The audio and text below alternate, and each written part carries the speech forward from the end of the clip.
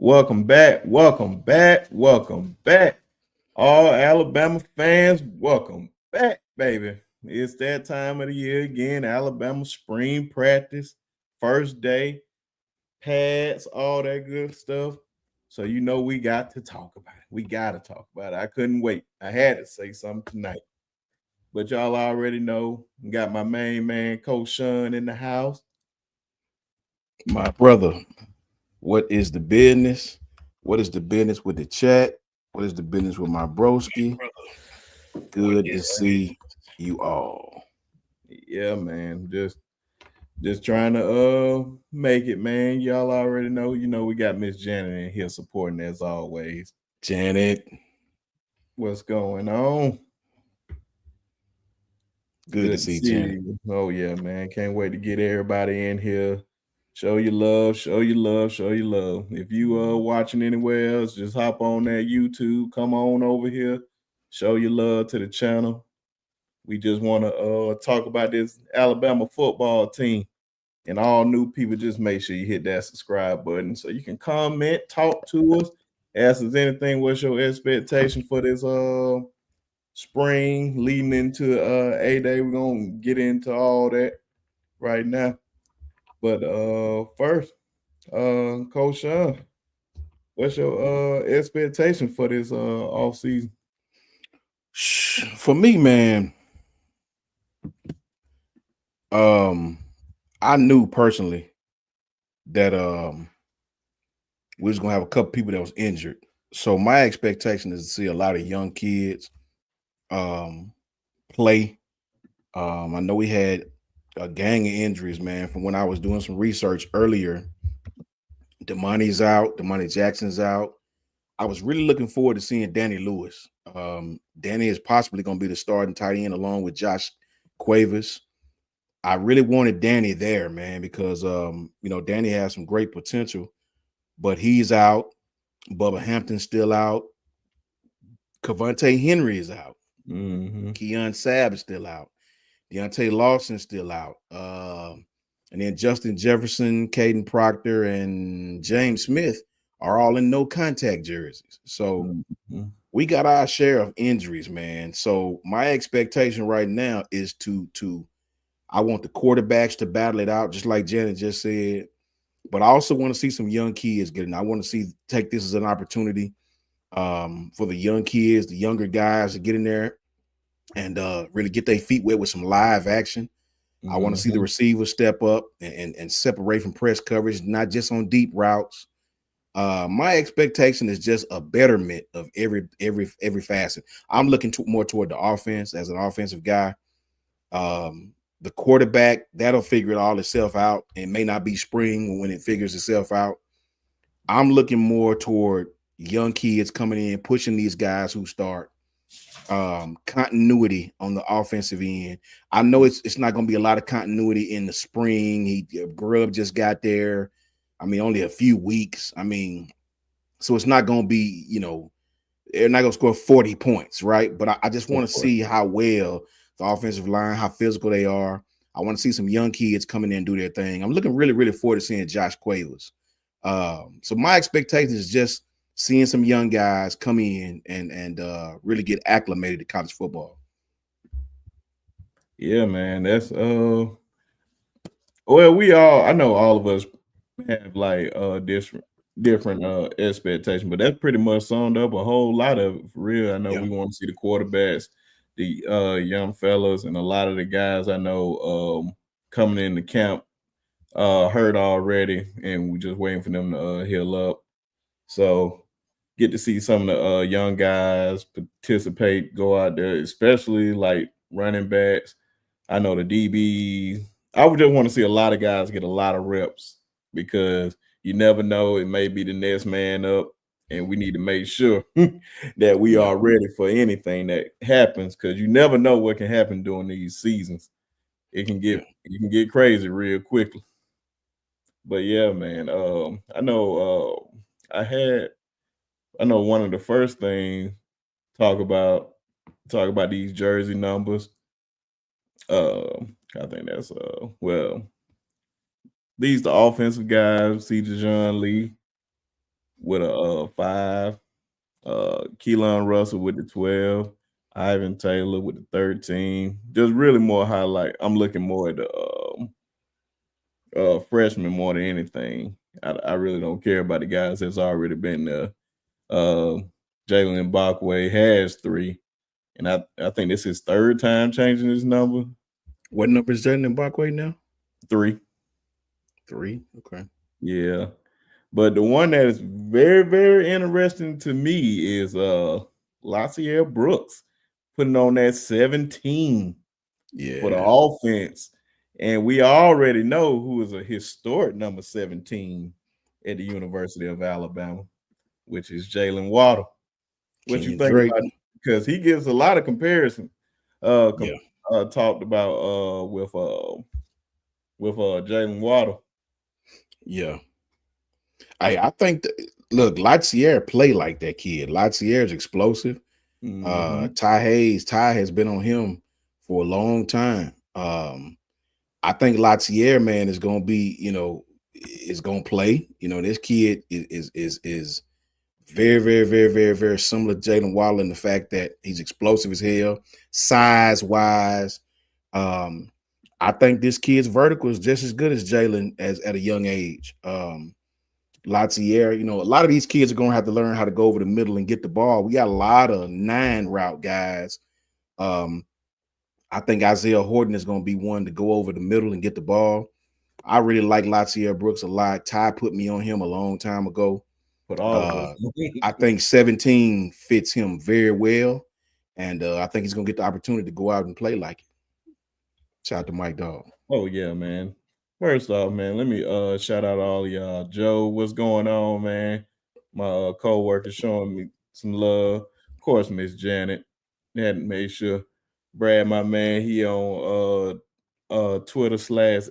If you're on Twitter/X, hit that link. Come on over to YouTube. Show your love. Hit that subscribe button. And also make your way over to Coach Sean channel, which I will be displaying his channel in the chat. So it'll just be an easy click and just go subscribe. We're going to make sure we give you guys great content all the time.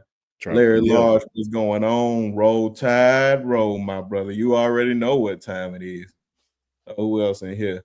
Crowd noise, what's going on? I think that one, Jason, right there.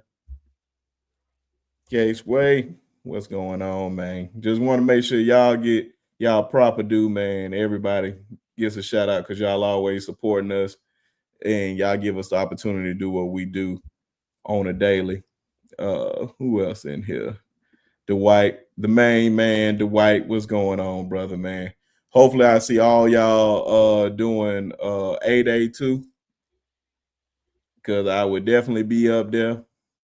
Oh, I see a hater in the building already, making my way downtown. But who else in here? Trapreneur, what's going on, my brother? Trapreneur, what up, bro? Make sure y'all go over there and subscribe to his channel, man. Support. It costs $0 to support anybody. So just make sure you support so we all can get far in this world. Oh, yeah. Y'all know the ops in the building. We talking about Alabama, and here come Tez with his. Yeah, I guess y'all can go support him too. I guess, and F them trees early. And he over here starting bad, talking about stop cussing, Miss Jen. Man, cut it out, man. Anitra, what's going on? What's going on?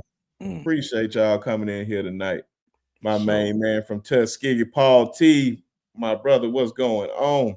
Paul Walk T. over and never considered in the GOAT conversation. Hey, man, we can definitely talk about that. I'm going to put that on the back burner at the end of the show, man, because Kobe is my favorite player.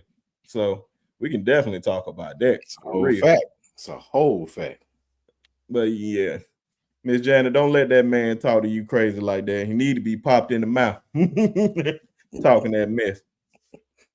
But yeah, man. I don't know. I seen one. I think that was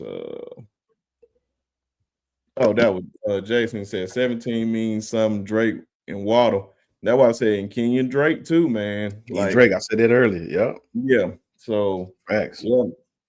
That's a big number, man, and it comes with a lot of responsibility. And I like that Lassier is taking ownership of that number, and he's trying to go far. Like he want that expectation on him, coach. That's what we see him, man, and I think he's going to shine.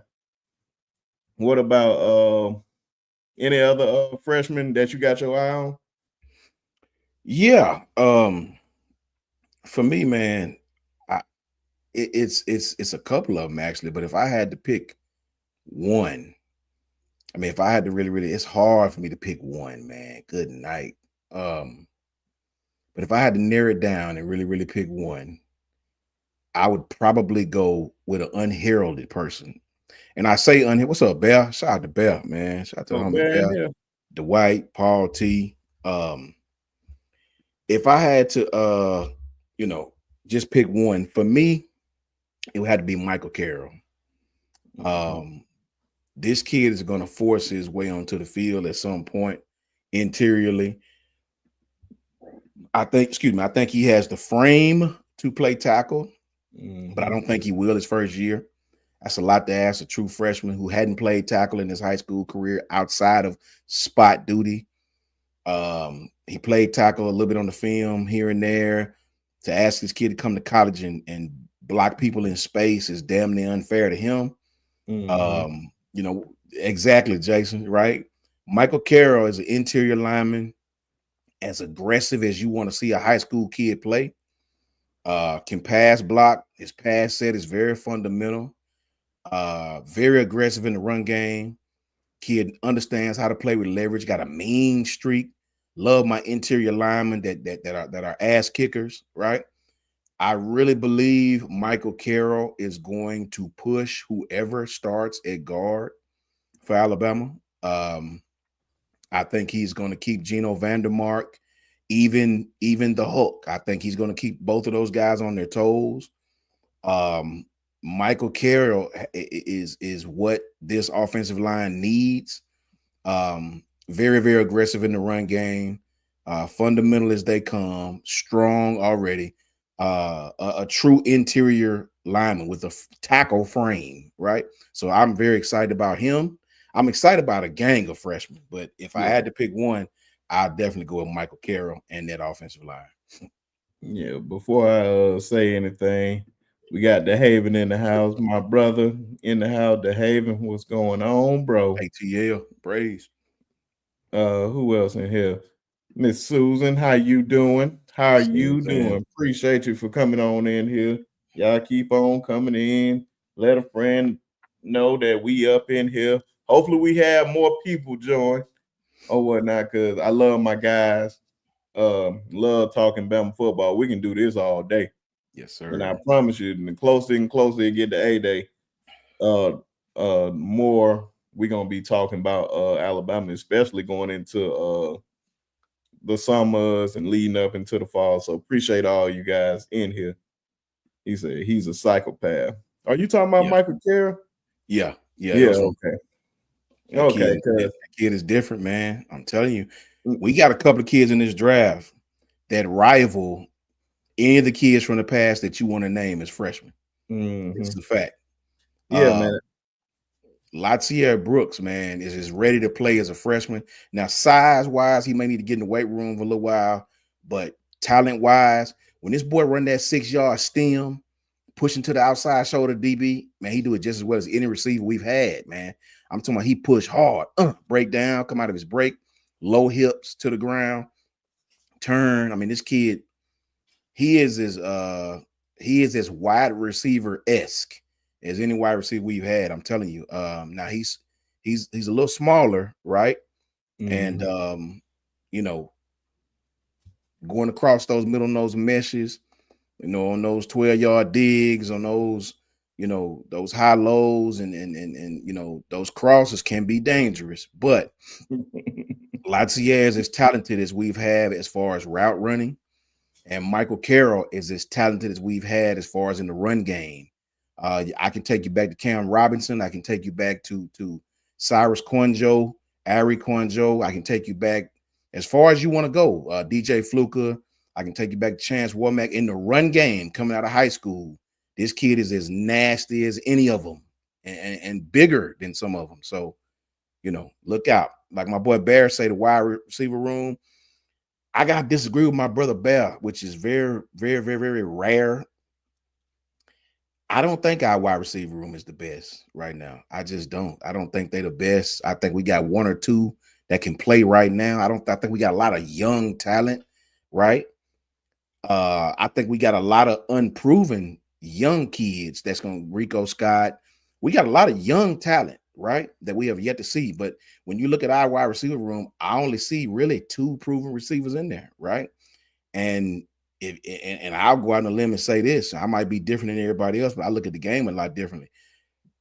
I think Jeremy Bernard is the best receiver on this team when it comes to possession. I just do. I mean, Ryan is the most talented as far as talent goes. We all know that. But you talking about 3rd and 6, and you need somebody going across the middle that's going to stem block, get off the block, run across the middle. I take Jeremy Bernard any day of the week. Any day of the week. We just didn't go to him a lot. And Kid was open. Kid was open. Would get frustrated because they wouldn't go to him. Kid, what I like about Jeremy Bernard is he know how to fight through traffic and get open. You can tell that's a older dude. He understands how on those measures not to run into the linebacker. He know how to run the DB into the traffic, not himself, right? Mm-hmm. We all know Ryan is the most talented person on the team practically, but Ryan don't always get open when it's need to be. I mean, I know you can run a 9 route. I get it. I know you can make outstanding play, but it's 3rd and 4. I need you to beat DB. I need you to beat press. I need you to get off the press. I need you to run a sharp route at the amount of steps where the route is supposed to be ran. If the dig is 10 yards, I don't need you to run 8. You know what I mean? I need you to perfect your craft, right? Jeremy Bernard is physical. He will block. He's not afraid to block like some of our receivers. And he's tough. You know what I mean? So I won't give Jeremy Bernard a backseat to nobody. You know what I mean? And so that's just where I stand. That's what my eyes tell me. And but I do agree with Bear. They have as much young talent as any receiving room in the country. It's just unproven talent, which could go either way. And that's why I believe that we have the best wide receiving coach in the country, and Coach Shepard. I believe he's going to teach these boys the right way to run routes. And I believe whoever we have at quarterback is more capable of getting them the ball more than it was last year with Jalen. And that's no offense to Jalen, because he was more of an athletic quarterback, and we understand that. But these guys are more passing quarterbacks, with all 3 of them in the room, with Ty, with Austin, and with Keelan. So the whole thing that I think all of us trying to see right now is who is going to be the starter. And it's going to be really, really interesting, man. So we have a lot of talent, like Bear was saying. I'm really, really interested in how Jalen Mbakwe about to play. Like, I still got a sour taste in my mouth, like he was about to transfer. And no, I think what we know, I don't know for sure, because of course we're not in that room. If it's what we thought it was, for like more money or something like that, like you was our rah-rah guy, you like telling everybody to come to Alabama. You was the main one screaming that, and you was about to be one of the first ones out the door. So I feel like he got to work his way back up there and like really earn his spot. Like it gonna take some time for me to get off that, man. Cause it's like, man, you was just that quick to go out the door. I understand like money and like you have to look out for yourself and your family and all that, but like it's a way of doing things, man. I just ain't like the way he handled that situation. And of course, got Jalen Hill coming back, Rico Scott. Oh man, it's so much talent, man. So I think this year we should pray that these guys can be half of what we think they can be. Because if they are, watch out. Watch out. It's gonna get beautiful out there, man. I think the biggest position battle, Obviously, as we all know, it's probably going to be the quarterback because the bottom line is if your trigger man is not right, it'll overshadow all the talent that you have. It'll overshadow it. You got to get the trigger man right. We have to get that right. Hoping that Coach DeBoer take out all the bias. I mean, to me, I get it. Ty Hayes, Ty has been there. It may potentially be his job to lose, but and I think he'll do well. I think Ty will do well. I just want the best quarterback on the field. College football is different, man. It's I can't explain to people. I know people see these stars and they get wrapped up in these stars, and they see what these kids do in high school, and we got the best quarter. Nobody will know if this kid is the best until he get on the field, man. College football, you go from 20 plays in a good high school till about 20 plays just for a situation. You know what I'm saying? I mean, it's totally different. Protections are totally different. Spotting the mic is still the same, but it's not just spotting the mic in college football. It's a whole other thing in college, man. And it takes time. It takes time, man. It takes a lot of time to perfect that kind of thing, man. And I just hope the fans are patient. I hope they understand that give these young kids a chance, especially at the quarterback position. Don't give up on them too soon. I think Isaiah Horton is going to come in and really, really provide some.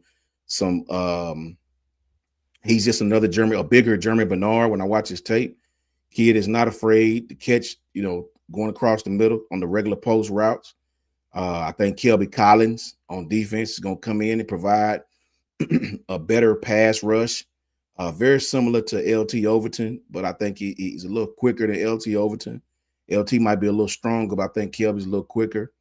I think what's the young kid from Texas A&M? Dewberry. I think Cam Dewberry is going to come in and really provide some stability on the offensive line. And I'll tell you somebody else who's going to make some noise at Alabama, because he's a thumper. Not the best in the pass game, right? Had his struggles at Colorado in the pass game, but a thumper, 3rd and 4, 3rd and 5, 3rd and 3, 3rd and 5 and short. Listen, that N'Keal Hill-Green kid, thumper. Kid will knock your block off. You know what I mean? Kid doesn't. I love those linebackers that does not mind feeling, right? I love linebackers that come down here with reckless abandon and feel the proper gap. Love those kids, man. We hadn't had a thumper like that to come down and really feel. Two of them, a pair, in a long time. We had Jihad this year. We had Christian one year.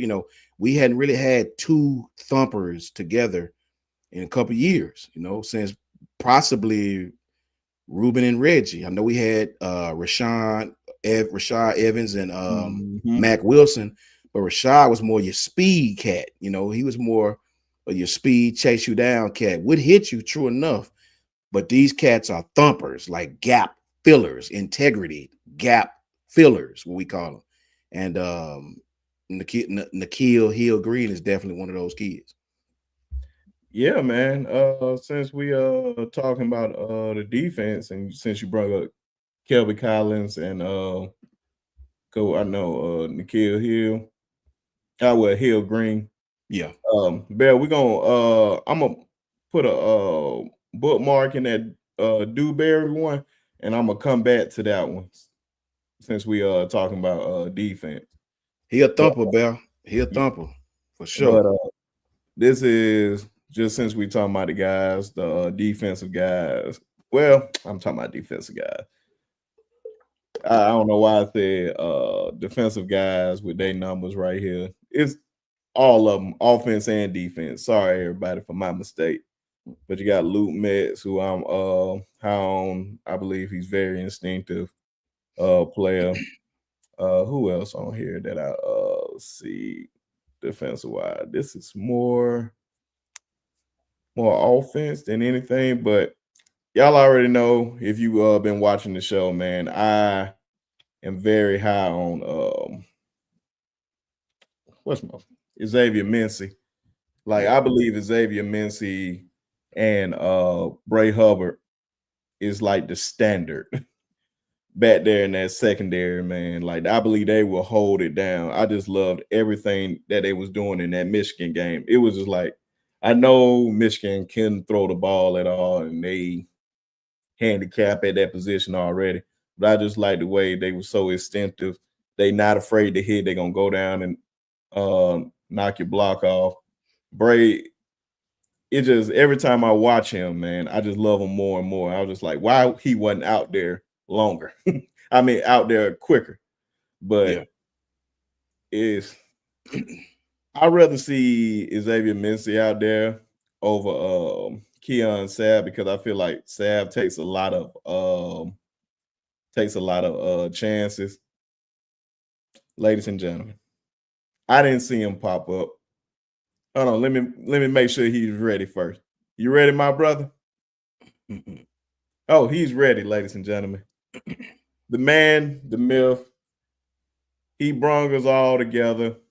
I love the brother to death, and y'all love him too. Everybody's number one, Ty Hayes, ladies and gentlemen. Ty, what up, cuz? How's it going? How's it going? What's going up with you, on, bro? broski? How you feeling? Not much. It's not raining. It's decently nice out, and I've had a long weekend. I've had a hell of a weekend. We got back. My wife and I had a little bit of a date, and we get back and here's some running water. The water heater busted, and Coach, you remember we just put all those new floors in the house? Yes. Ripped up. Damn. They're all ripped up. So, hey, listen, if that's the worst thing that happens this month, it would have been a good month. Nobody's hurt. Everybody's here. Material things are just that. So, all good. But Bama football is back. I'm excited to talk about it. Oh, yeah. Facts, man. I was just I had told Brinsky that for me on offense time, Michael Carroll was one that I really, really, really am excited about. I got to give you Bear stole my thunder. We think of like the one on defense I'm really excited about. Actually, it was two.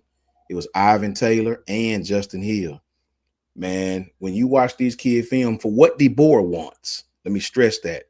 For what Coach DeBoer wants, these kids fit astronomically. Justin Hill, man, listen. If you watch his film in high school, and I understand it's high school, but he gives you Will Anderson vibes, man. You know, we didn't know much about Will. It's just his high school film. Justin come off the edge with aggression. He played a run.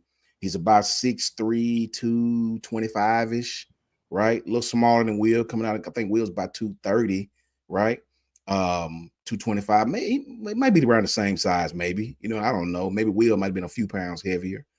But Justin, man, is a killer off of that edge, brother. Mm-hmm. He rarely did I see him being blocked. He converts speed to power, practically better than any high school kid I've seen as far as film. A lot better than some of the bigger kids I've seen.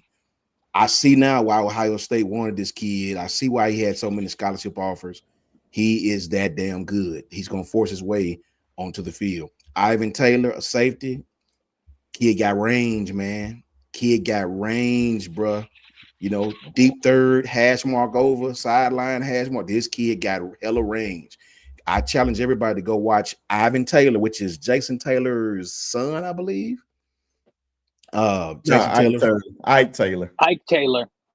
Ivan is his it's Ike Taylor. Is Ike Taylor? Which one of them is Ivan? Which one do we have? We have Ivan Taylor's Ike Taylor's son.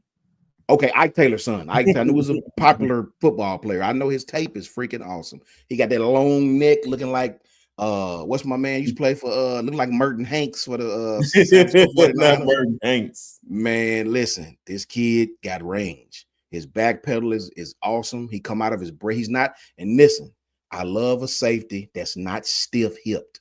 Most corners who are stiff-hipped, they put in safety. Eddie Jackson was very stiff-hipped, right? Always had ball skills. Which is wild. He was very, always had ball skills, but very stiff in the hips. They took him from corner, put him in safety, and that kid hadn't looked back since. Ivan Taylor, Justin Hill. Check them out. Yeah, man.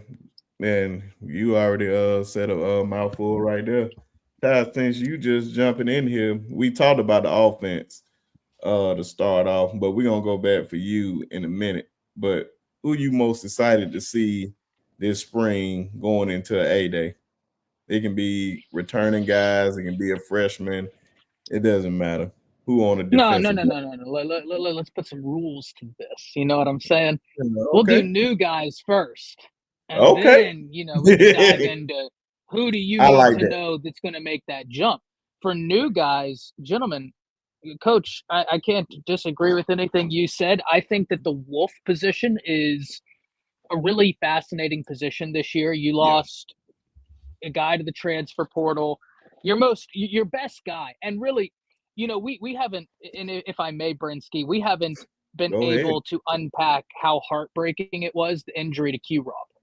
That Facts. guy was having a Facts. great season, and he was Yes, he playing his was. way into draft contention. Like he was playing his way to get drafted, Yep. and then got hurt. That's heartbreaking, man. Like that injury really. There are certain injuries, right? Like all injuries as fans, we never want to see that. I don't care if they play for Bama. I don't care if they play for Auburn. Y'all know I don't like, but like I don't care. I don't want to see any of these guys as they're out there working their butt off every day, pursuing a dream of theirs, get injured. I don't like that.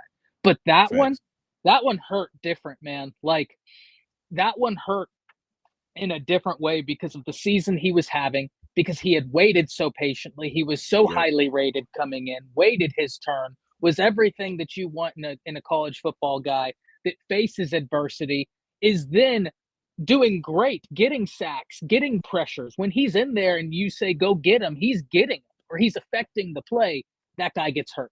And not only for what it meant for him, but if we're being selfish, what it meant for Bama's defense. Bama's defense never found a pass rusher. That's a fact. Like him. Like LT had the pressures, but when LT and him were together, oh boy, things were happening. We never got that back. Never got that back. So Wolf, Coach, that's such an interesting one. Noah Carter, a name to watch. I agree with you. Justin Hill, a name to watch. But I'm going to just move over one. I'm just going to move down the line one. Give me Steve Mbuma, right? Guy who should have been here last year, went to JUCO, only was the number 2 or 3. Yeah. Number 1 or 2. He was top 3. I don't know. He was top. Yeah. JUCO player in the nation. Kid looks ready. He's already had to learn how to compete at a level above the high school level. And yes, we can all sit here and acknowledge that JUCO is not college football like the SEC. Right, like that, it's college football, but it's not SEC. We can all acknowledge that, but it's above high school.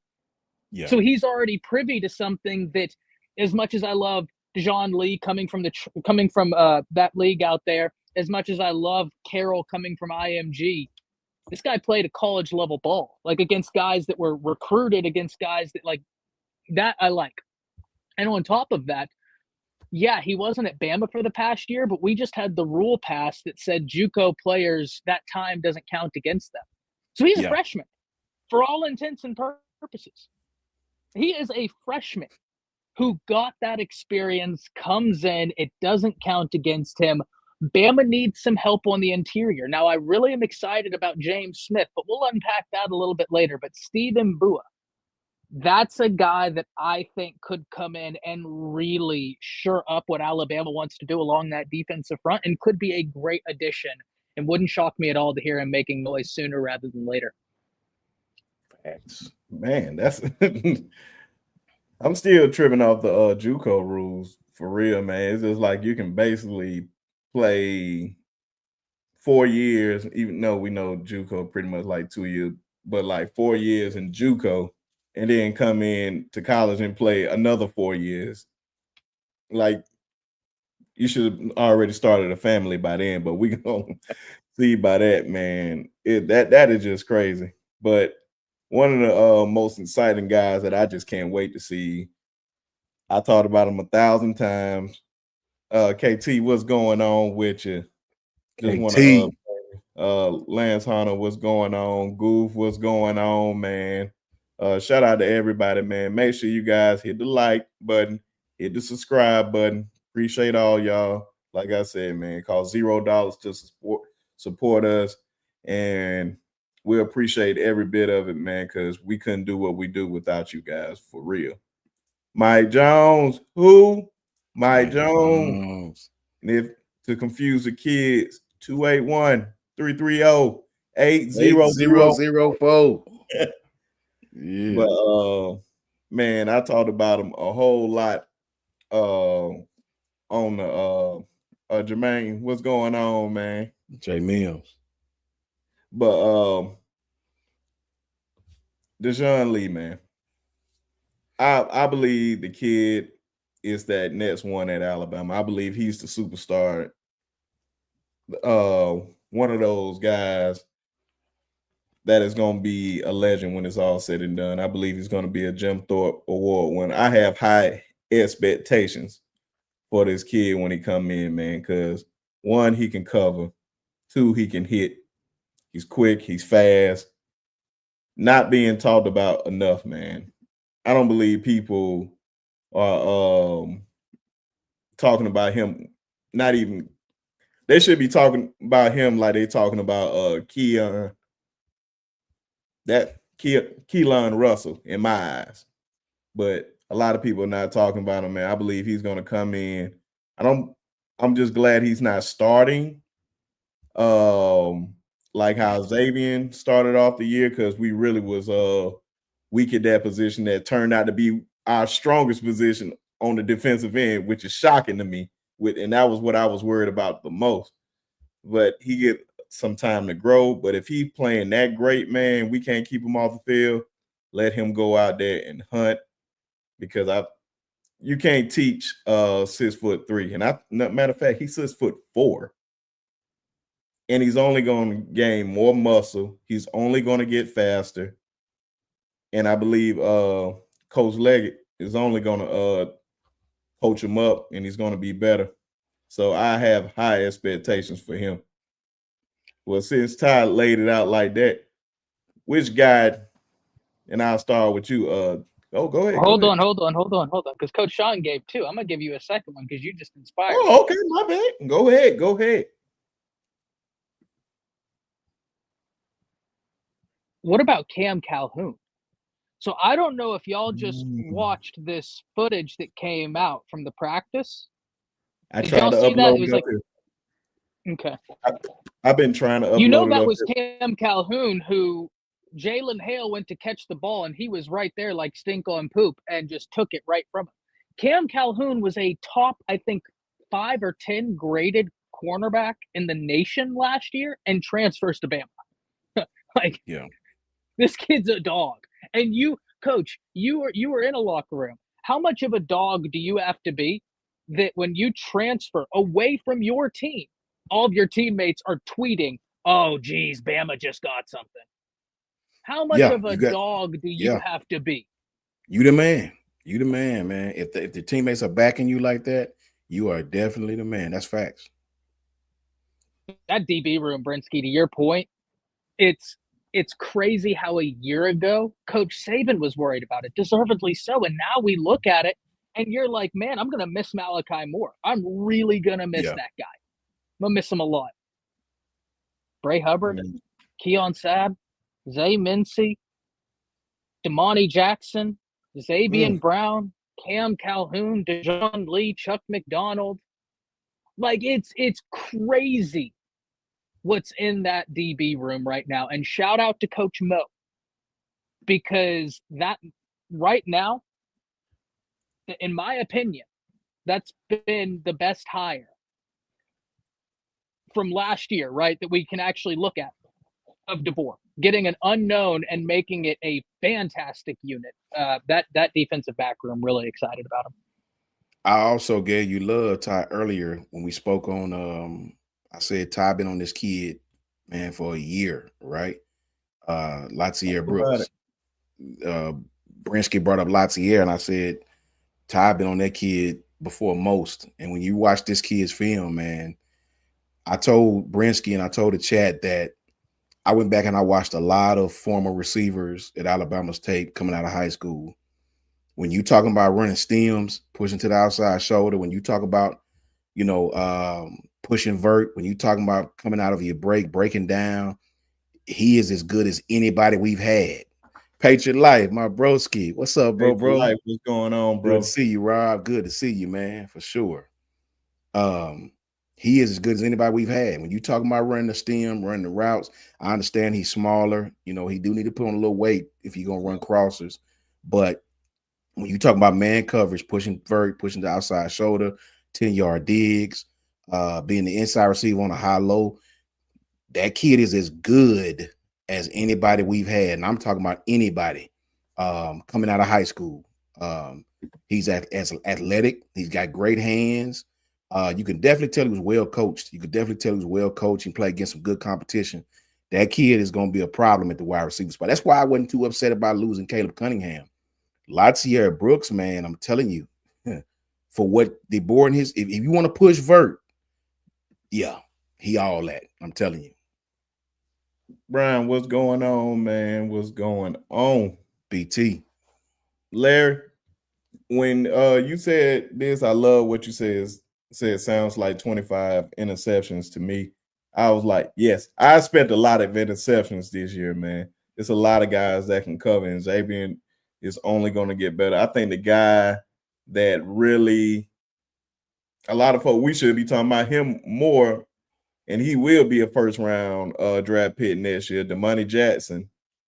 Him coming back was very vital for us, man, because we know we got our true number one lockdown corner on that, holding it down. So we definitely got to give him a lot of love. But like I said, with Latavier Brooks, man, oh my God. Ty was on it heavy, man.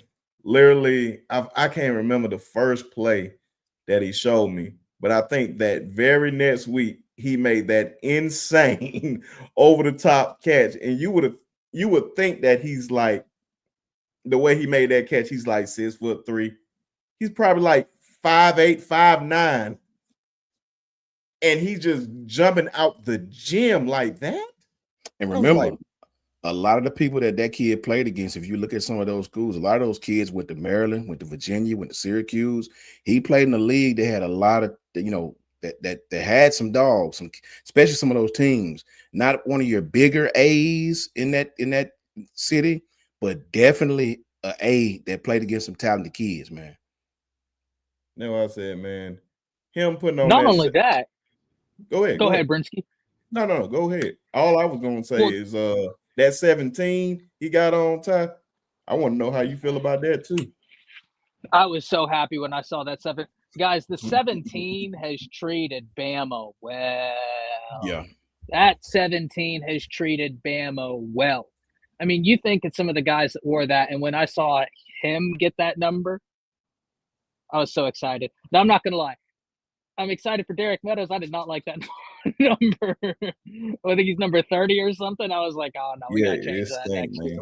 We got to change What number was he? 30. I think he's like 30. I was like, no, Derek Meadows? That's his high school number, I believe. You're going to get him in you're going to get him in what's my man, the light-skinned linebacker that's number 30 on defense? Jones. Going to get him and Caden Jones mixed up. Yeah. Oh, no, you ain't going to get them mixed up because one more bigger than them. And Meadows is we got 6'7". Yeah, he's huge. But Brinsky, what I was going to say is Brooks went to a camp, the first camp he went to. They put him on defense, and that was the clip that went viral, was him intercepting the ball, where he came off of the guy he was covering and just tracked that ball across, jumped up in the air, out-jumped this cat and got it. Like, this kid, it's a different level of athleticism, right? Like, that is just insane. And I can't wait to see any set that has Isaiah Horton. Like, if you go 4 wide and you have Isaiah Horton on one side, Ryan Williams, Latavier Brooks, and then Jalen Hale, good luck. Like, that's going to be hell. I'll tell you another kid that when he's healthy is just about Rico as Bubba Hampton. Yeah. Arian Hampton. When this kid is healthy, bro, look at this kid's tape, man. He outstanding. He just been hurt since he got to Bama. So, I think they messed up by putting him on. That kid should be offense from the jump to me. Let me show you this Ty, because I showed Coach Sean the numbers for a lot of the guys. I forgot to mention AK Deer is that 0. I like that 0 on him. I just like the 0 in football, period, man. Got Jalen Hill, he's 8. I thought he was already 8. I don't know why. Well, never mind. Justin Hill at that 8. I like that. Cam Calhoun, I believe he may play the slot. I'm loving that. I like that 9. Yeah. That 9 just looked right. Daniel Hill with that 4. I love that 4. I told him how I felt about Jalen Ibakwe, man. I just ain't like how his situation was over this offseason. I understand like more money and all that stuff, but it could have been handled a lot different when you was the main guy trying to bring guys in and you was trying to be one of the first ones to lead. So I still have a bad taste in my mouth about that, but we'll see. I know he'll make up for it. It just I'm in my feelings about it a little bit. So, but one number on here that jumps out to me that I didn't mention the first time, Coach Sean, is that Justin Jefferson. You see that 10 on him? Mm-hmm. And what's so funny about all that, one of the best linebackers that ever played at the University of Alabama, tweeted at Foster, said he want to see guys play like this. He want this to be like the rally cry this year. I'm just paraphrasing there, but I can't remember exactly what he said, but it was something on the lines of like that. And I like how Justin Jefferson just pulled out that 10. I was like, oh, you gonna play like that, huh? Well, he better learn how to. He was already crashing out on kids last year. He better learn how to feel a little better then, instead of getting hip tossed out the hole like that. He better be. He better be. He can run sideline to sideline, but when it comes to feeling, he hopefully he hopefully he get a little better doing that, man. That's what I said. They about the same. He needed to add weight. Yeah. And that's why I believe that he came back, especially that he could have went to the draft, but it was another guy that doesn't get talked about enough that I'm glad that came back. We have experience on that end with the Deontay out with his injury. Ain't no telling when he may get back. And he has no time. He has plenty of time to rest up. So I love that. So I expect big things out of them. And he said, don't forget the running back room. Come on, man. I expect the running back room to just have a hell of a year because I expect Ryan Grubbs to run the ball a whole lot more. So whatever number we ran percentage-wise last year, I expect that to at least jump up at least 25% at the least. Not the most, the least. So we're going to definitely see a lot more running from the running backs, not the quarterback, but the running backs. He said Jalen Hill was 14. Okay. Ivan Taylor with Tua's number. Okay, man. Not only Tua's number, but Malachi Moore's number. And I don't know. I like that because, Coach, I want to hear your take on this. If I was a true freshman going into Bama and I was picking a number and I picked Malachi Moore's number after the leader he's been there. So that I'm picking that for a reason. You know what I mean? Like I'm almost putting that pressure on myself of being like, okay, it doesn't have to happen this year, but I am going to be what he was to this team. I am going to rep that legacy that he had here, that leadership that he had here, that, excuse my French, that give a damn that he had here.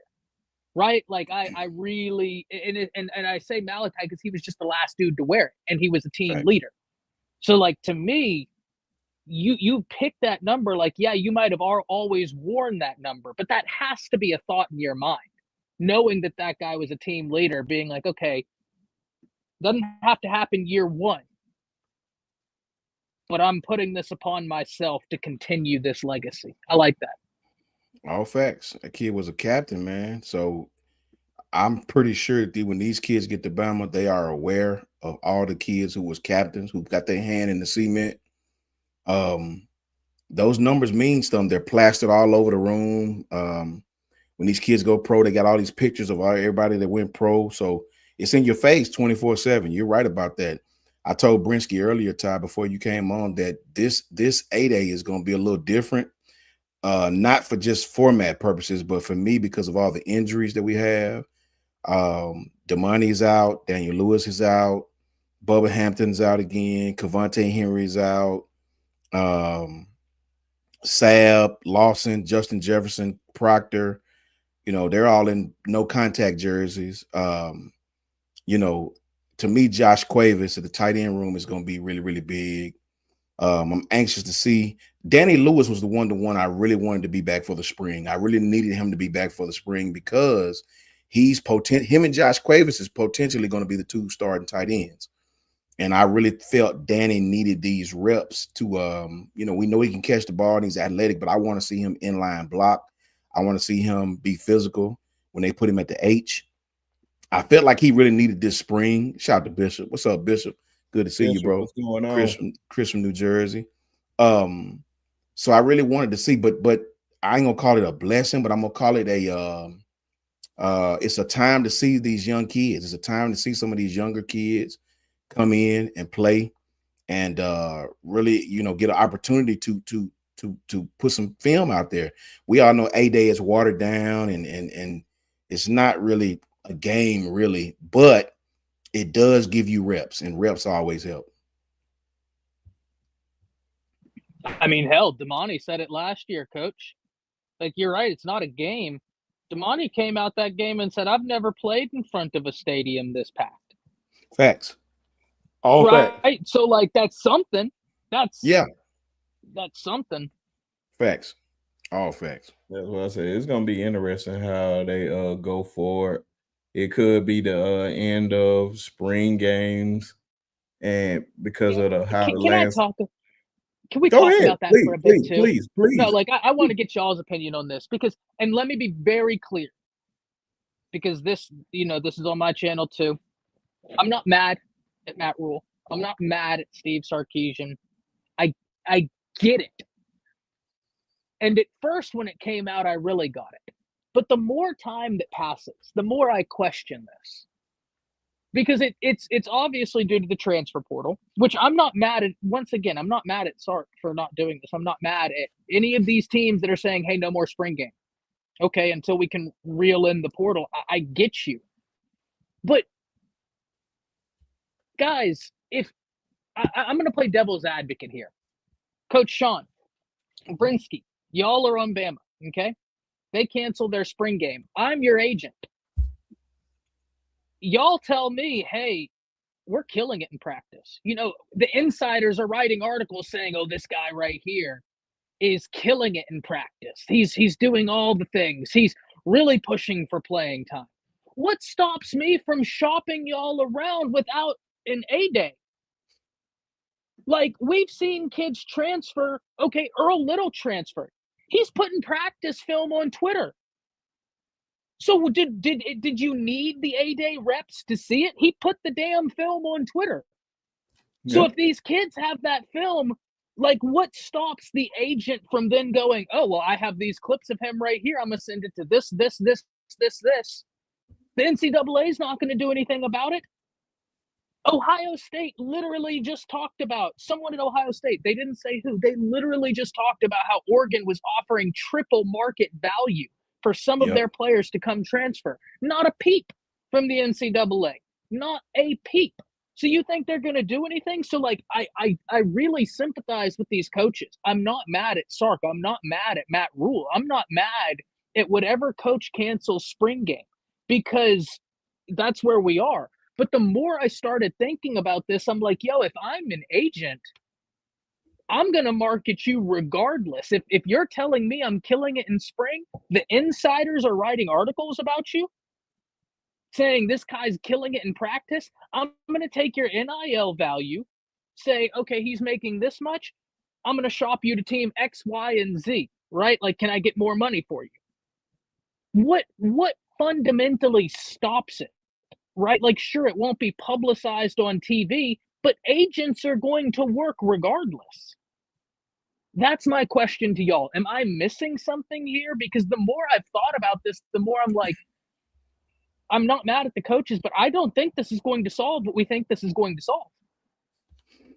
No, you're 100% correct as far as kids. That's kind of what Piano Man was saying when we talked about this the other night. I agree with that, but I'll say this. I sort of kind of understand, because it's not really the players that you know. It's not the players that other coaches are familiar with. Let me pick one for Alabama. Let's just say Bubba Hampton. Let's say Bubba Hampton comes back. He's awesome. Kid hadn't played. Other coaches are sort of over Bubba Hampton, I guess. All it takes is Bubba Hampton to come out there in A-Day and go off, right? Yep. Bubba Hampton's not receiving any calls right now. Not receiving anybody even studying him. I hate to put it like that. Nobody's calling Bubba Hampton. I'm just hypothetically speaking. Creating an argument. For sure. Yeah, facts. Thank you, Ty.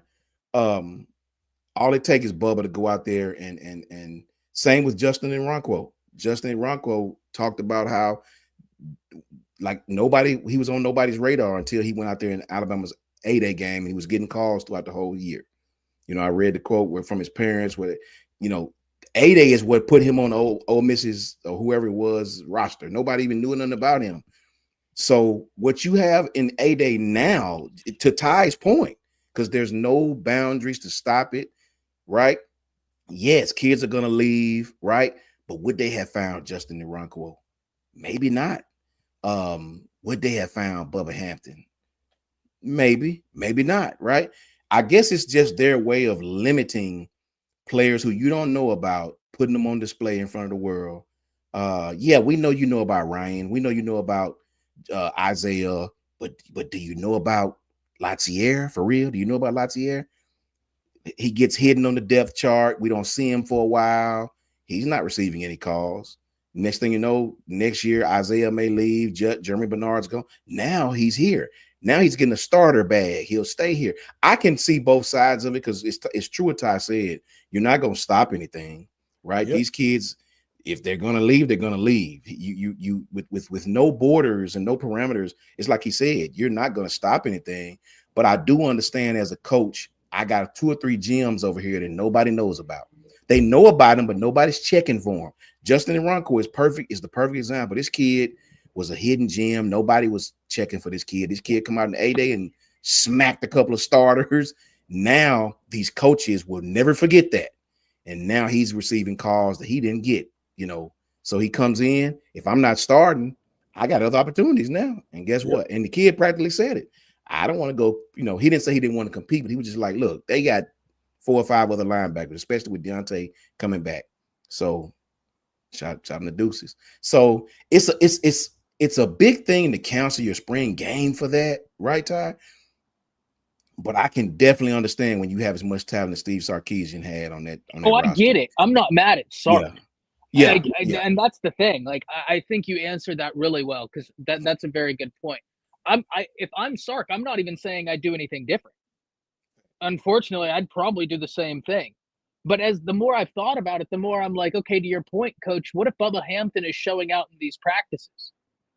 There are already insiders reporting on practices. So if I know now that, like, okay, let's say all spring games get canceled, the way I quote unquote shop around for players, you get what I mean? Like, to your point, they saw Just Know last year do something, and now they want to call it. Well, if all spring games get canceled, the way now, if I'm working for who gives a damn State University, right? I'm going to be on that coaching staff, and I'm going to be like, okay, I'm going to get a membership to all these insider sites. Who are these insiders talking about that's turning heads behind the corner? Oh, he might not be the guy this year, but man, he's way ahead of schedule. Okay, you only are giving him $50,000. I'm going to up it to $75,000. Facts. Because we don't have that position. And then the thing that really was like the cherry on top is when Earl Little transferred, and he's posting his practice clips. So if you have the practice clips and I'm your agent and you give them to me, what stops me from going around and being like, oh, well, look at this. That's a fact. Coach Sean is matched up against Damani Jackson right here. He broke him off and scored a 50-yard touchdown. But like, that's the part where I was just like, man, I feel bad for these coaches. This is a roundabout way of me saying, and Brinsky, I want to hear from you on this too. This is a roundabout way of me saying, no, I'm not mad at the coaches. No, I don't think it's going to accomplish what we think. I feel bad for these coaches. Like, this it's crazy is being a college coach. It's crazy, man. People invading your roster. They putting in rules now where you can't film. If you notice, even in Alabama, if you stay in those apartments right there by the practice field, they don't want you outside while they practicing on your own balcony. It's crazy what they're doing, man. It's I'd get so a cigar sad. and give one to Coach Mo, and we'd watch practice together. Exactly. It's like, man, and I agree. It's something to be said though about like what Earl Little done. I don't know if you can do that now. I read something about the kids and the practice film and I don't know, arbitration about promoting yourself outside of I don't know, but I know this is something to be said about when you can actually watch a kid on film. I can sit in my living room and watch Tuskegee's practice, watch your A-Day game. And I see who number 6 is. Who is this kid? I ain't studying no starter. Who is number 6 though? Now the seeds are planted to do what Ty said. Now I'm definitely going to be checking on you at practices. And so I agree with Ty. It's not going to stop anything, but I can definitely see where the coaches are like, man, let me just try something. And here's the thing, really quickly before Brinsky go, you won't see Wake Forest do this. You won't see Indiana do this. You know why? Because nobody gives a damn about their rosters. Ohio State, Georgia, Bama, Texas, Michigan. These are the teams that we want to raid their rosters. Oregon, watch. Oh, yeah, Nebraska's getting there. They're getting there. Yeah. I'm about to say, man, it's like the Wild Wild West right now in college football. And it's just the time that we living in right now. Everybody just have to deal with it. And until we get these bylaws in there, but that's a story for another day. I don't know how they're gonna do that. I don't know when they're gonna do that. I just want it to be structure. Just some type. You disagreeing, Ty? Oh no, I 100% agree with you. I have less faith in the NCAA doing the right thing than I have in my dead grandmother coming back to life and beating Usain Bolt in the 100-meter dash. I got more money on that than the NCAA doing anything. Yeah, man. Look, in the words of Drew DeArmond, and shout out to Drew DeArmond, follows me. I follow him. Shout out to Drew DeArmond and 97.7 ESPN. Drew DeArmond said this. Every fan need to understand this about college football. We can all talk about the stuff we don't like. We can talk about the stuff that turns us off about college football now. Either adapt or die. Either you either adapt to it or or get used to losing 4 or 5 games every year. Simple. Brinsky, Coach Sean, what did I say last year about Oregon? When everybody, they got a big recruit and everybody, it wasn't the team in fairness, really, it wasn't even the team they beat that I was seeing it from the most. That's a fact. Fan base, right? But fans from across the nation, they got DeCorian and Moore. It was between them or Texas, in my opinion, right? I don't know. I know that people said A&M was up there. I really think he was between Oregon or Texas. And Oregon, everything I know, broke the bank. And everybody, and the crazy thing, like I said, it wasn't really even Texas fans I saw this the most from. It was other fans in the Big Ten that were like, oh, they're just paying. Brinsky,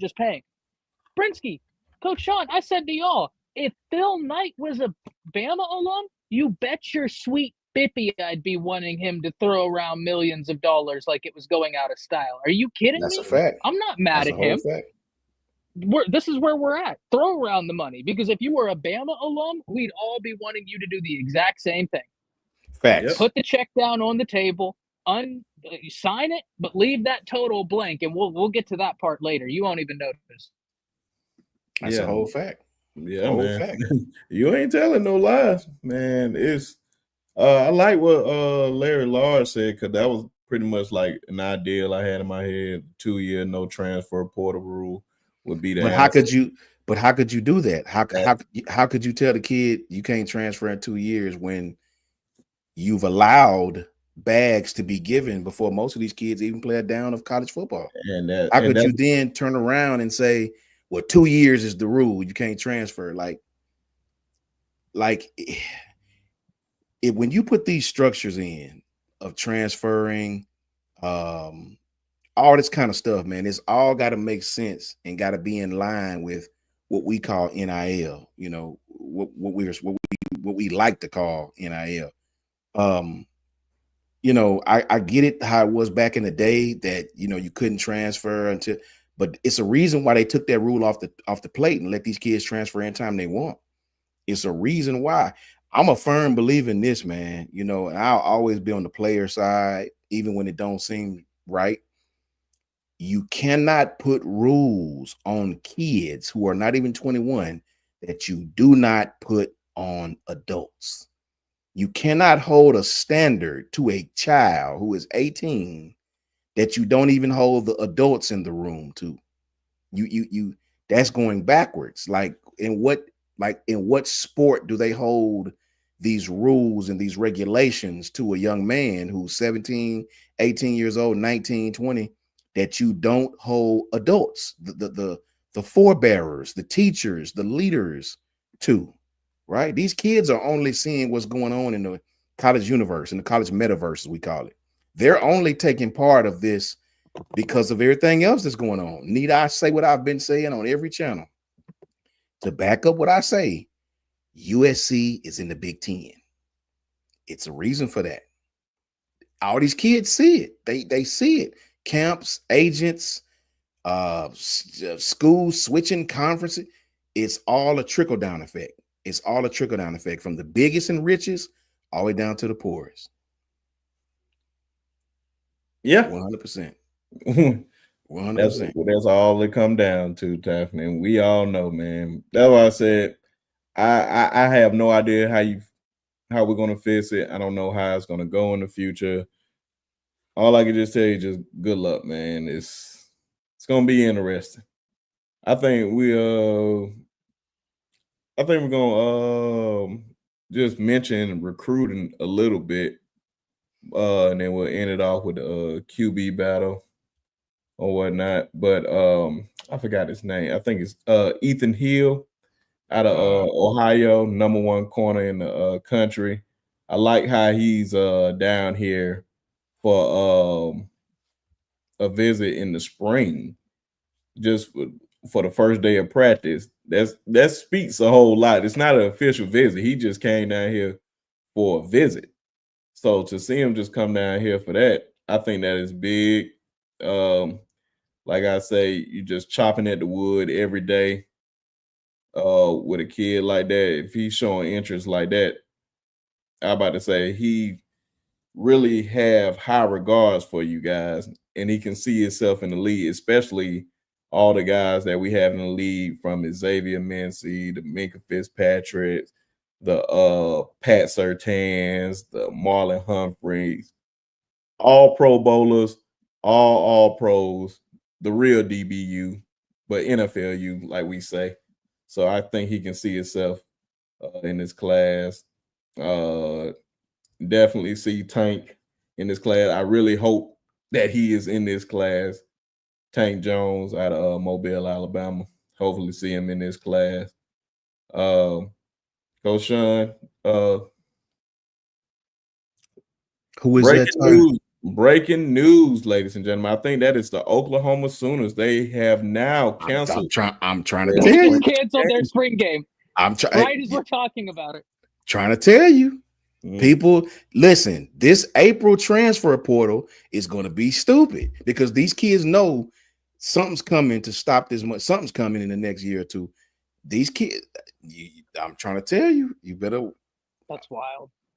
Yeah, breaking news, ladies and gentlemen. Hey, man, and I'm not mad at Brent for doing it. Yep. So I'm really, really interested in hearing this from Sooner fans, how you guys feel about it. Just put your comments down there in the chat because I really want to know how you feel. I would be upset if they cancel Alabama 8A game because I actually plan on going. I haven't been since I was in high school, and that was I'm When class of yeah, 2009, so that was 2008. The last time I went to an 8A game, which is a very, very long time ago before Nick Saban even got a ring at Alabama. So please don't cancel. do you mind if I answer my brother Double L, Larry Oh, Large, right there? What Larry no. said, make NIL performance based. Larry, I would tell you that NIL is performance based. That's how they garner who gets the NIL packages. NIL now, not pay for play. NIL is based on your popularity, your performance. Look at facts. Look at what Ty doing. Look at what Bryce Young did. Look at what Will Anderson done. Those guys got great NIL packages based off themselves. That's what NIL is supposed to be, right? But you would have to understand NIL, name, image, and likeness, is not pay for play, which is what's going on right now. If you understand the difference in what's going on right now in NIL, look at my university. Let me brag on Alabama A&M University right now. Talk about it. What they're doing is NIL. They partnered with God, I forgot the name of the company, and they're letting kids put their names on the jerseys again, authentic jerseys. Fans are gobbling them up. You know, you can wear the jersey during the game. All these, they're naming hot dogs and hamburgers after the players, and all the proceeds go to the player. So these players are making money off of themselves because the university is using their name, possibly their image, and anything that looks like them. That's how it's supposed to go. I use your name, image, or likeness. I pay you. You let me use that. You know, all the school want is the publicity. They don't care about the money. They want the pub from it, right? You get the check. You get your $30,000 check. Everybody happy, right? It's not dropping off a bag of money telling you, don't you go to Oklahoma. Don't you go to, this university. You come here, or invading someone's roster with the same principle. You leave that roster, come over here. That's not NIL. That is pay for play. It's two totally different things. I'm interested in Sooner in Texas. He said they are trying to sell us a Crimson Combine in replacement of the spring game. I'm not interested. So I'm like, were they supposed to be showing off their skills or something? Just like an NFL combine, but they just doing it college wise for the team. Is that's what they're trying to do? If that's what I'm guessing what you're saying, that's interesting and weird all in one. I bet you Wake Forest have a spring game. Oh, you know they gonna have a spring game. I bet you Louisville have a spring game. You know they Guess will. why? Tell me why. They might have a player or two that we might want, but we ain't caring about nobody in abundance over there. We want Ohio State's player. We want Alabama's player. We want Oklahoma and Ohio State and Georgia and LSU. We want their players. We want those kids. Shout out to my main man, Jay, man, from Unfair Sports. Make sure you guys go over there and subscribe to his channel. He said, y'all got Ty out the cave, huh? LOL. Hey, man, when you got great sources that can get to the man, hey, you can make things happen. I know people. Just know I know people that can get to him. I shipped him a box of Cubans on the low. Said, bro, if you come on, bro, whole box for you. Don't play with me. Wow, I can't even think of some. I need to put that on the stream, but that part on Scarface when Sosa and Tony talking on the phone with the music playing in the background and the money on the money machine. That's how I feel when Ty and all of us are up here. I know we winning in the background. Dun, dun, dun, dun, dun. Push it to the limit. That's how I be feeling up here. He said, y'all know folks, huh? Love it. Hey man, you gotta have the connections, man. You gotta have the connections. Oh man, we talking about literally from Cuba, literally, not store bought either. Sooner in Texas. Is that Brinsky mostly knows sleep. Man, I'm not doing this. They would not let me live this. That's Chris James. That's Chris James. Oh, I'm glad. I'm glad, man. Like, man, this man they just won't let me live it down, man. When I went Chris to from Bama Standard. Yeah. Shout out Chris, man. Roll Tide. No. I'm saying like he said, Brinsky knows Sleepy from the 7 Dorms. No, that's not Brinsky. Chris James knows Sleepy. Chris James is okay. How many times have we been in the final whistle and they've just like main cammed Chris and he's just over there? Don't stop. Hear the snores on the mic. Man, at least they didn't get me, man. Jason made a whole story off me just snoring in the background. Ladies and gentlemen, don't ever lay down and try to be on somebody's podcast. The worst thing you can do, you're gonna be tired. And we're gonna tackle this last point real quick. And it's just one of the main things. We'll probably just spend like 5 minutes on this because it's still early. Jay, it's not funny, man. I'm sorry, bro. I get pissed off about it all the time, man. Every time when somebody bring it up. Yes, I know, man. I know. But the QB battle, QB1. Who is the man? Like how we lining up right now? I think mostly everybody will line it up from Ty to Austin to Keelan. Who do we think is going to go into A-Day as the starter? Well, we're gonna go line by line. Can't go to the regular season. We got to go through the summers. We got to go through all that. So till A-Day, it's basically Ty's job to lose. That's the number one question. And I don't think we're gonna really, really find out unless Ty just takes full control of this offense. Me personally, I don't think it's gonna be decided in the spring. When you have unless somebody just play really, really bad. I think as Ty has stayed at Alabama, I think he deserves the opportunity for it to be his job. I think Ty gonna play well. I do, man. I think Grubb is gonna know exactly how to use this kid. I think Ryan Grubb is one of those offensive coordinators that he really know what his quarterbacks can and can't do, and he'll base the offense around that. I think Ty's going to play well. I just do. I mean, the kid has seen a lot being on the sideline. There's no situation that should rattle him being in the program that long under Saban, under DeBoer. I think it'll be Ty's job to lose. I still think Keelan, I know he put on some weight, but again, man, when you really look and count on your hands how many true freshmen has started in the SEC, it's not very many. I know we had DJ Lagway play well last year, right? And even he got hurt, right? It's hard, brother. It's hard going from 20 plays a game in high school to 20 plays just for third down.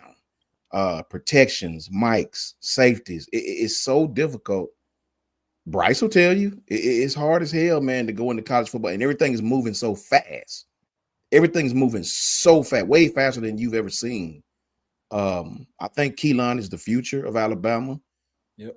The kid could win the job. I don't know. I really just don't know. I just can tell you that I think Ty will be quarterback 1 in the drills. I think he'll be first in the drills for no other reason than he's been there. Now when the quote unquote bullets start flying, I just don't know. I hadn't seen enough of Ty to say, yep, Ty's going to for sure be the starter. I have no clue. I just know he will go in as quarterback 1 for none other than sheer experience, and it'll be his job to hold on to or relinquish to one of the younger quarterbacks. And yeah, Paul T, but he didn't come out as the starter day one. That was No, he Blake won Barnett. it game one, Yeah, but it was Blake didn't start. Yeah, Yeah, Blake but I'm Barnett, saying now give me 5 more. Now give me 5 more that start as a true freshman. Give me it 5. doesn't hurt. You know, It- it's The one thing that I like to go off is history in the SEC. You rarely see. I don't think even with who you just said, Ladway didn't even start a year off facts. as a true freshman. You don't Yeah. see true freshmen start at quarterback in the SEC. Did You Michael can Van think hard Buren start I day thought it was dot that for Mississippi transfer State? kid. Yeah, but if you do, they're I don't not know. the best guys you ever seen playing the SEC. You can break a kid, man, starting him as a Yeah. freshman. You got to be careful with that, man. You can ruin a kid starting as a freshman. You really can. I don't think a lot of, and I'm glad that Miss Janet said something about that. I remember watching Matt Jones stink up the field and mop up duty to winning a natty as a QB1 in 2020. And I remember coming into the season. Like a lot of people wanted Bryce. And I was like, no, like what? Why do y'all want to play him so fast? It's just like history repeating itself with Keelan. Like you're trying to rush the process. Let him learn the playbook. It's no rush. He's here. I'm about to say, if Ty is the guy, I believe Ty is the guy. And I believe Ty is going to play throughout the whole season. I expect high things from Ty, but he has to earn it. I'm with y'all on that. He has to earn it, which I believe he's going to earn it. But Ty is a former 5-star quarterback. I believe he's going to show why he's a former 5-star quarterback. Anytime somebody try to reference Ty, they always go back to that South Florida game, which a lot of people just seem to glance over. Was one of the worst weather games I ever seen in the Nick Saban era. Like they had to stop the game twice. And he wasn't prepared to play, man. That kid. They had to repaint the damn field. Facts, man. That No, I'm it not was joking. a lot of. They had to repaint the damn field. It rained so hard. Yeah, that was. You can't really judge that game, man. You can't judge that game. Trust me. And that's why I just like, man, how can we really say that? Okay, Ty's coming into this week as the starter. Here's his chance. I have yet to see him have a legit chance at the starting job. So let's let him go through this whole spring. Now he is literally QB1 going into the spring. This is literally the first time he's literally going into the spring QB1. It's his job to lose. If he loses it, so be it. But let's give him that opportunity to lose it or win it. That's the only thing I'm asking. Because that means if Keelan sit down and wait, guess what? He's only going to get bigger. He's only going to get stronger. He's going to know the playbook more. He's going to be more comfortable for the job. And he's going to be more hungrier to try to go get the job. So don't rush the process, man. It doesn't need to be rushed. I'm telling you, guys can think long and hard about some of the best guys to ever play in the SEC at that quarterback position. They usually don't start day one. It's tough. Yeah. And throwing it to Ty. Look, nobody's talking about this, Ty. I can give you a 6'6" quarterback who stood flat-footed and threw like a 40-yard dart to Rico Scott. His name is Austin Mack. Yep. Nobody's, he ain't gonna outrun you, but you talking about arm strength, accuracy. All right. Well, that's exactly where I was going to go with this. Listen, I think you're both right. I think Ty Simpson is the guy. And actually, Bama's lucky because all of these quarterbacks, and obviously Key Russ will, because he was recruited by DeBoer, right? Yeah. Only 2 of these cats were recruited by DeBoer. Only one of these cats was recruited by Grubb and them, if I'm not mistaken. Maybe Key Russ had an offer from Washington his junior year. I'm not sure. I'd have to go look at it. It wouldn't shock me. Kid's unbelievably talented. But as much as I think that Ty Simpson is the guy, we have that out there, right? That is now in the ether. It's on film. I've just said that. Now I'm going to play a little bit of devil's advocate for y'all. Y'all know I love doing that. There's a quarterback on this roster that's been on a team with Ryan Grubb and Kalen DeBoer. There's only one quarterback on this roster that's been on a team with Kalen DeBoer and Ryan Grubb, and that's Austin Mack. He's the only one. So listen, Ty Simpson now has another year in the system. Guess what? Austin Mack has one more year than he does. You get what I mean? Austin Mack is the most versed quarterback in this system. I think he's got a lot of ability. He didn't have the greatest A-day, right? Like he skipped the throw.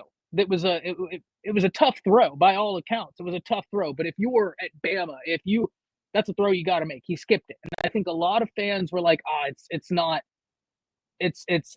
not that guy. But then I think back, Coach, to what did Damani Jackson say? Damani Jackson came out that spring game and said, yo, I just started for USC, who is like a historic brand in college football. I've never played in a stadium this packed, and this is a spring game. This is a scrimmage, and I've never been in an environment like this. I think it's safe to say that we can kind of say the same thing for Austin Mack. Probably a little bit nervous out there. He's looking around being like, yeah, I was just on a team that was in the national championship, but I've never been in something like this. Obviously, national championship, greater than a spring game. My point is playing in that environment. Austin Mack has the tools. He's got the arm. This is a guy that this coaching staff was raving about. I always reference this. Josh Pate did a segment before the year where Washington had gone on to the national championship. And he was saying, hey, they're real excited about this kid at quarterback. Mm-hmm. And Josh said something along the lines of, I replied to them and said, yeah, Penix is amazing. And they were like, well, Penix is Penix. We're talking about Austin Mack. He's green. He needs work, but we are really excited about his future. He's now with those coaches that were really excited about his future. So Austin Mack, I don't think we can write him off, but dare I say that's best for Ty. And Corey, you beat me to it. Right as I was going into that line, Corey, you beat me to it. This is a quarterback competition. And I'm not saying there wasn't one last year, but last year was so chaotic. Last year was so much instability that at some level you had to go with a guy that was already a leader and already provided you stability in Jalen Milroe. And he was an unbelievable leader for Alabama, a great ambassador for the university. And I am so thankful he was the quarterback. I can't wait to see what he does in the NFL. But this year you have more stability. And Rock Montgomery talked about this over on the Bama Standard, saying how it just feels different. Well, that's that stability. That the chaos is that chaotic ship, it sailed. Now you have that stability. And I think Ty Simpson should be quarterback one. But let's not forget Austin Mack. And if we're talking about pure upside, Key Russ, listen, I like what Austin Mack brings to the table. I like what Ty Simpson can do in this offense. Key Russ, to me, this is just my opinion, is on a different level in terms of whenever he gets fully polished, what he can do. That guy is different, y'all. And maybe it's because I'm biased to guys from North Texas. I've said that. I will always own up to that. That kid's different. I do think that in a perfect world, it's just like I feel about quarterbacks drafted into the NFL. I don't want my first-year quarterback starting in the NFL. I want him to sit for a year, learn for a year, and then we can move forward. I feel the same thing about college. So this is a great offseason for this quarterback competition. Yeah, man. I know out of all of them, I think we all believe that Keelan has the higher upside, and we can't wait for to see how he plays, man. Especially, I'm excited. I forgot who put up there. He got them 17 pounds put on him. That is major, man. That is a major thing. So you can already tell he's already putting in the work. Peanut butter sandwiches. Mm-hmm. So he's putting in the work early, and you like to see that. And he's only been on campus. What is this? March? He only been up there not less than. I don't even think it's been 3 months, Ty. Yeah, I don't even think it's been a little bit less, but we're approaching 3 months. Yeah. So man, that's crazy that he's doing that. That lets me know that he's serious. So I just like competition, but I believe it's Ty's job to lose, and can't wait to see how this gonna go. Thanks. But we're gonna end it off that, guys. Appreciate everybody coming through. Even Ty, whenever we can get Ty to just jump on, man, it's always a blessing. Good to see my brother and all the rest of you people out here that show us love and give us y'all time and energy. And we love the comments. We love how y'all just bring it every time we go live. But before we get off, of course, everybody got to shout out their channels and all that good stuff. So we got to start with the man, the myth, the legend. Our guy, Ty Hayes. Well, you can find me here. You can find me on the Bama Standard. You can find me hopefully doing some content on my channel again here soon. Just excited to be here talking football with y'all. So appreciate that as always, y'all. Coach Sean. Always great to kick with my brother Ty, my brother Brinsky, man. Always. Shout out to Coach Jance, shout out to Coach Al, Coach Carl, Piano Man, Tez, Jason from Hall of Fame Sports, Jason Walker, pretty much everybody, all the Wu-Tang Clan, man. So good to get Ty around the table sports back on with us as usual.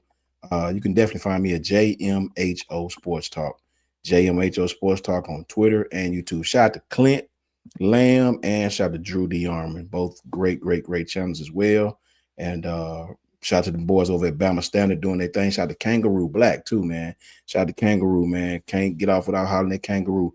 All great Bama channels. And I appreciate my brother Brinsky for allowing me to come on this channel with my brothers once again. Oh yeah. And like I said, man, I make it very, very simple for you guys. Just go down there. It's in the chat. It's just a simple click. You don't have to search it or nothing. You can just go click on Coach Sean channel, hit that subscribe button, man. We really, really appreciate it, man. And as always, I'm Brinsky Sharp with the Sharpshooters Podcast. I told you guys we're going to do a whole lot more Alabama content because that's what we all love the most over here, at least most of us. We got some ops in the building, of course, with Huggy being a Auburn fan, but it's all good. Tez is an Auburn fan. We all choose wrong in life sometimes, but like they said, you can always come home. We won't hold it against you, Huggy. Exactly. But yeah, man, just wanted to come on here and talk about this. Just trying to pick up where Ty left off, man. I miss our Mondays when all of us was on here just talking. I used to look forward to those days, man. So yeah. I'm just doing my little part to just keep it going. But we just was talking about Alabama football. Appreciate all you guys and your support. We're going to keep growing together. We're going to keep shining together. So, yeah. And also, make sure you guys subscribe to my channel if you're on Coach Sean channel or you're on Ty channel. It's made it simple for you, just a simple click. So it's just simple click. So there you go, and support the channels and all that. And before we get off too, just want to show y'all just a few pictures from the spring. It looks like Kellen DeBoer's team. He looked like he's locked in, more comfortable in his skin this year. Of course, the main man, Ryan, looking out there. Looked like he added a little weight, still look a little skinny, but hey, Smitty was skinny too. But I expect big things out of him this year. This one just doesn't feel real at all with Coach Grubbs out there, man. It just look at the big play sheet. Look at the big play sheet of it. And I just Love like it just feels like he's in command, man. And of course, the cover art with Xavier. Sabian. Oh man, it looked like he I don't know, it just seemed like he got a little taller. I don't know. I could be wrong on that, but can't wait to see how this season gonna go for him. I believe he's gonna have a big season. And as always, Miss Janet's favorite part, you know, F them trees always, F Tuma's Corner, F that eagle, F anything that has anything to do with Auburn, except Bo Jackson and Charles Barkley, because I love those A guys. single ply ass. But you guys pick a mascot, F them. Shout out to Bear Bryant, his son, and his daughter, Alabama. And always to you guys. I'm sorry. I love No, shouting out. Huggy in the chat. That's so funny. He said, "Bro, you don't need a hug." Hey man, you know I can't stand y'all, man. I'm sorry, man. You can't stand you. Like the song say, and Tennessee too. And as always, man, y'all stay down. We're gonna see. I may do another one on Thursday talking about Alabama. Just give it some more time to see what go through out the spring practices. And we'll see y'all then. Peace out.